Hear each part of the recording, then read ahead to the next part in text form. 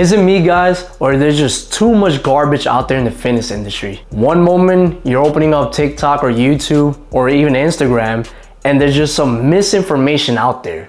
I am so tired of all this crap being served to you, and it's about time we put a stop to it. We can't let this keep going on, and it's my job today to make sure you are guided in the right direction. For today's video, we're gonna go over some of the myths that are out there in the fitness industry, so that way you're not falling for these traps, and that way you can stop believing all this garbage and crap that's out there. Let's dive in. So the first misconception that you guys might have all heard out there is the fact that if you sweat more, you're burning more calories. Let me tell you in fact that is not true. Just because you're losing more water and electrolytes doesn't mean that you're burning more calories. That is essentially what sweating is. It's just a loss of hydration from your body. If anything, it's just an indication that you need to rehydrate. But I promise you, you going for that longer walk versus assuming you're doing it on the treadmill, but you going for that longer walk at a slower pace versus being on the Stairmaster going very fast and hard for 20 minutes, even though you're sweating more in the Stairmaster and your shirt might be drenched with sweat, it doesn't necessarily mean that you're gonna burn more calories versus that hour walk or that longer walk that you're doing. I'm telling you guys, I've seen this for comparison, and in my own personal experience and what the science tells us, you are burning more calories when you're doing that steady state walk for a longer period of time. Sure, you might be in a gym environment that you're sweating more versus a gym environment that's keeping you cooler and there's like AC and fans going on.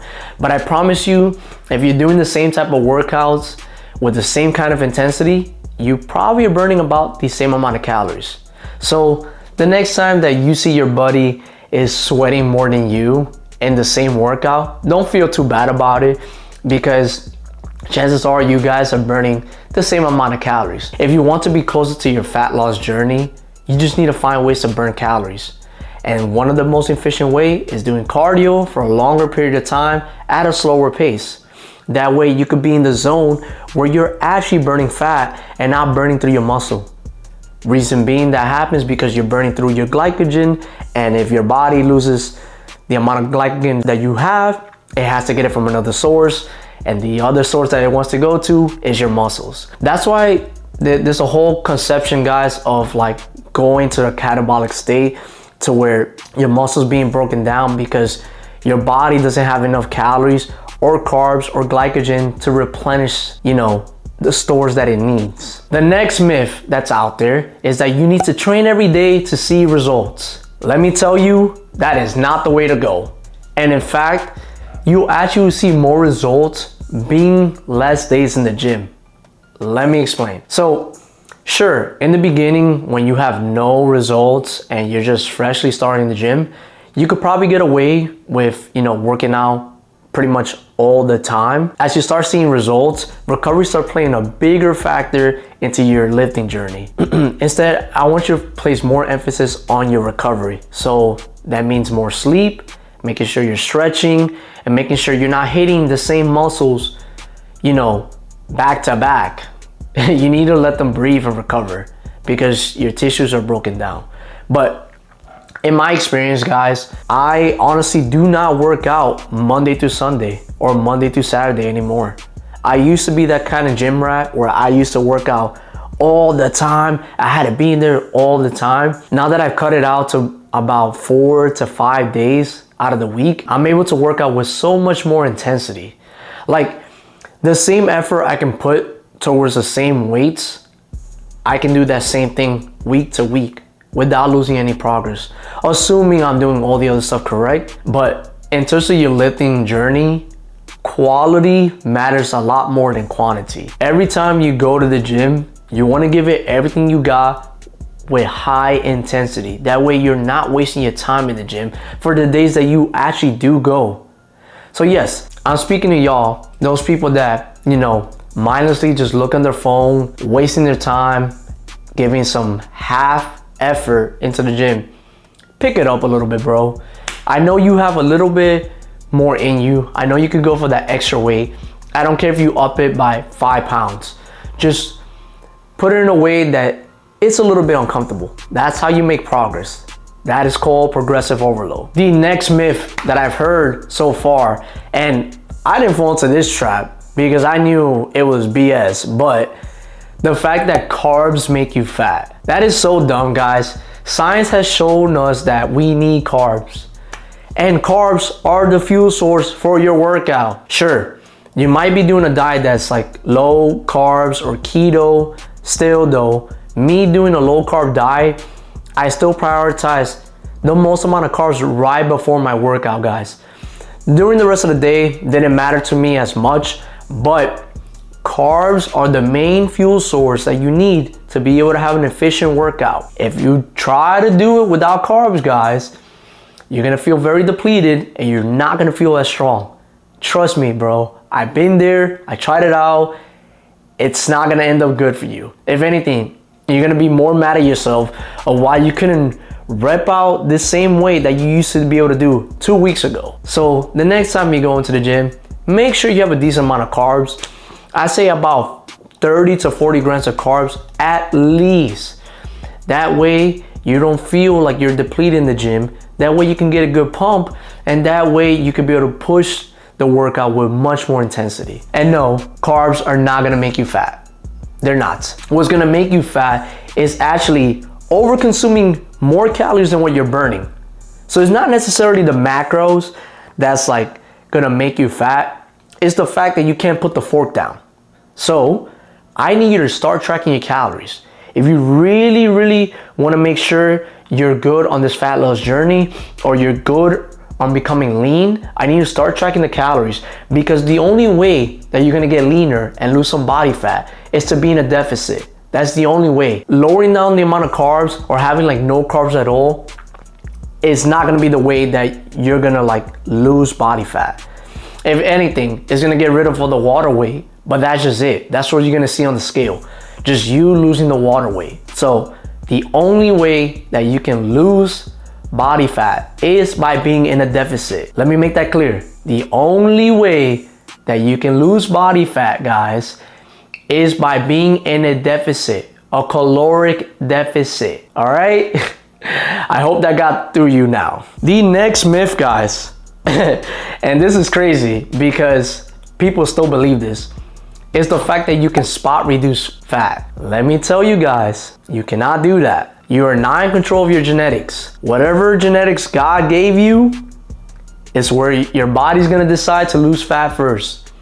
Some people are very fortunate that they can have abs at a higher body fat percentage. Some people are not. Which, by the way, this is a fun fact. You start seeing abs at a 20% body fat. So for all those guys out there that, you know, you have a higher body fat percentage, if you're seeing it, it's gonna be probably at 20%. But anyways, you are not in control of where you can spot reduce fat. So if you wanted to get rid of some body fat from your legs, you hitting legs is not gonna get rid of the fat there first. It's gonna build muscle on the legs, but it's not gonna get rid of the fat there. If you want to lose body fat, you have to be in a caloric deficit, and you might want to include cardio at a steady state. So doing it for a longer period of time, walking is an example, at a slow pace. That way your body can be in a fat burning mode. That's the way you get rid of the visceral fat, the stubborn fat, that belly fat that some people have, or most people have. That's how you get rid of it. That's what's gonna get rid of the stubborn belly fat, and that's what's gonna get you lean and get rid of those love handles. The next myth, guys, that I also hear a lot, that's tying to what we just talked about, is the fact that doing abs is gonna get rid of belly fat. Hitting abs, guys, what it's gonna do for you is build a stronger core and give it that blocky shaped look on the abs. It's gonna make it pop out a little more. Abs are made in the kitchen, guys. Let me repeat that one more time, guys. Abs are made in the kitchen. The only way that you're gonna have your abs pop out is by being leaner. You have to be at a certain body fat percentage for your abs to show. Why do you think that you see a lot of skinny guys with abs. They're not training as hard, they don't have any muscle, but they still have abs. It's because the abs are already there. And the only way to make them show out is by being leaner at a certain body fat percentage. You're not gonna see a fat person with abs. Sure, they can have a strong core, and sure, they're very strong and they work out, but until you are leaner and you get to a certain body fat percentage, your abs will not show. So the next time you hit abs, I don't want you to do it because you want your abs to show. I want you to do it with the mindset that you want your abs stronger and you want a stronger core.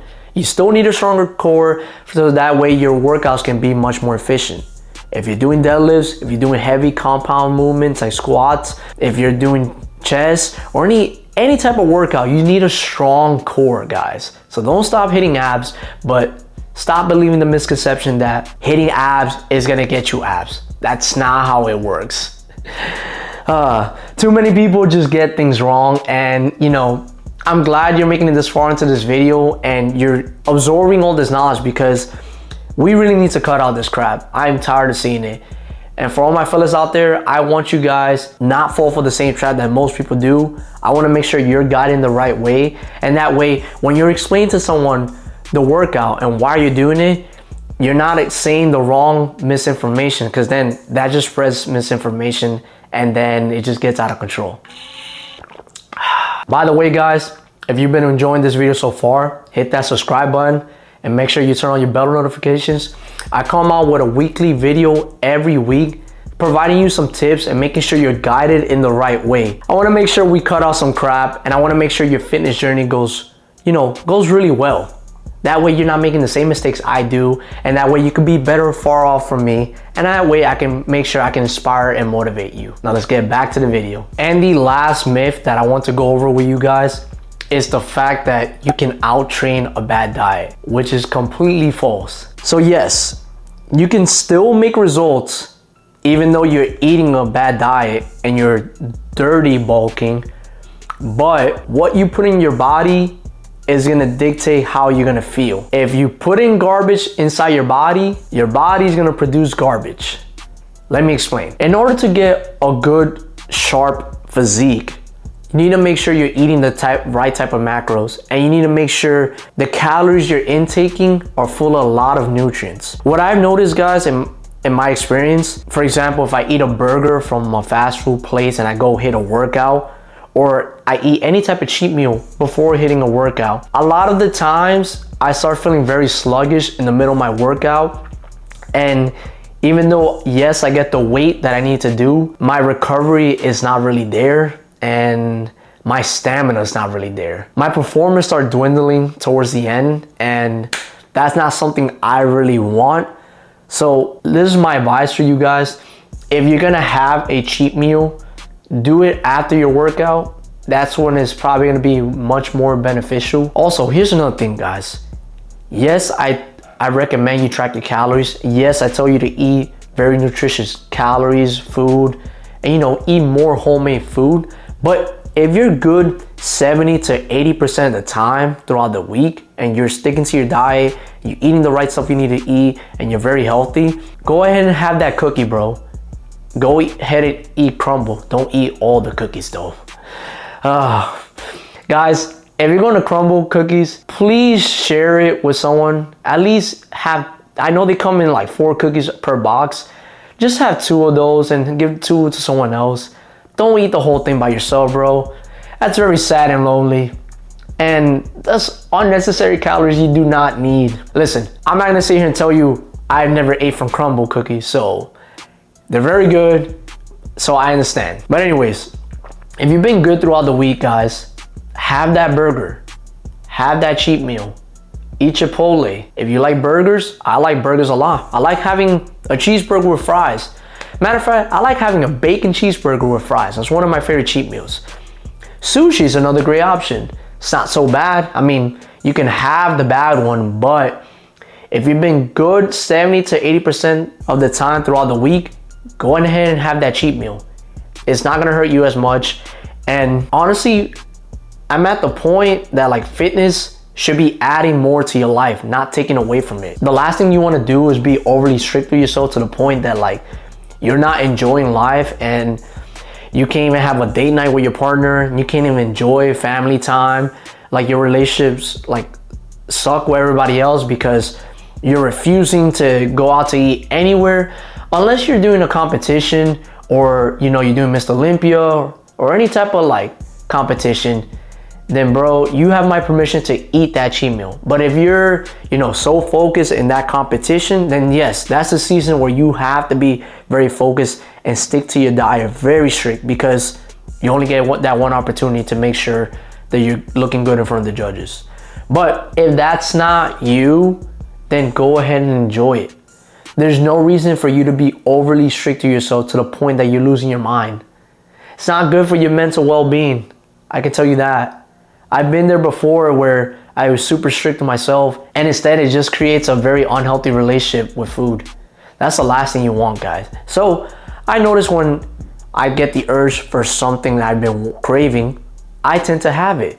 Because part of the reason wherever I go, I'm there to create memories. I'm not there to take away that. And you know, if there's a certain type of food at whatever carnival fair that you're at, and you know you're not gonna eat that ever again for a while, go ahead and enjoy it.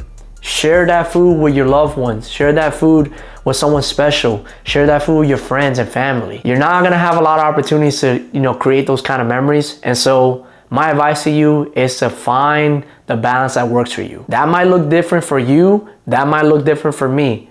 But you need to find the one that's like the happy middle to where it's not affecting your life too much. So now that you heard some of the common myths that are out there in the fitness industry, I want you to share this with someone so that way they can stop spreading these misinformation, and that way they can be on the right track. If there's any myths that you guys want me to expand on, let me know down in the comments, and I can try to make a solo video just on that specific topic. Also guys, let me know some other myths that I haven't got to that you want me to speak on too.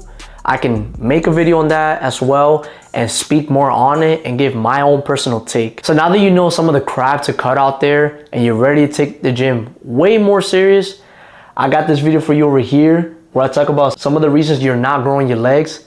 And trust me, these are some mistakes that I've made before in the past, but you can get way farther ahead from me and make sure you can build bigger legs than me by that time. I'll see you guys in the next video.